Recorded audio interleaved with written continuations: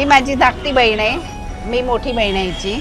ती माझ्यासाठी पाठराखीण ह्याच्यासाठी आहे की माझे वडील गेले तेव्हा माझं लग्न नव्हतं झालं, तेव्हा मी होती 20 वर्षाची. पण त्याच्यानंतर तिने माझ्या लग्न जमवलं, तेव्हा तिने कन्यादान पण तिनेच केलं. आणि वडील नसल्यामुळे आताही मला काही अडचण आलं तर एक मोठी बहीण आईसारखं समजून मी तिला सगळं सांगते. तिचा मला खूप मोठा आधार आहे. आज माझ्या वडिलांना जाऊन जवळजवळ 30 वर्ष झाली, पण प्रत्येक प्रसंगामध्ये आनंदात दुःखात ती मी कधीही एक फोन केला तरी ती लगेच येते धावून. म्हणजे माझ्यासाठी ती आईच आहे आणि ती पाठराखीणीसारखीच आहे. म्हणजे मी तिच्याशी सगळं मनमोकळेपणाने अतिशय सगळं सांगते तिला मनातलं काही, आणि ती तेवढ्याच खंबीरपणाने माझ्या पाठीशी उभी राहते, आनंदातही आणि दुःखातही. मला पण ही लहान बहीण असली तरी मुलीसारखीच आहे, कारण तिचं कन्यादान तर मी केलंच आहे. पण मला कधी काही झालं, मागे मी आजारी पडली होती, गॅस्ट्रो झाला, तेव्हा माझ्यासाठी देवाधर्माचं सगळं तिने केलं की जेणेकरून मी काही करत नाही तर ही अजूनही ती ते नियम पाळते आणि सगळं देवाधर्माचं माझ्यासाठी तीच करत असते. त्यामुळे माझ्यासाठी पण ती माझी खूप पाठराखीण महत्वाचीच आहे. माझी विद्याताई ही कायम माझी पाठराखीणच आहे.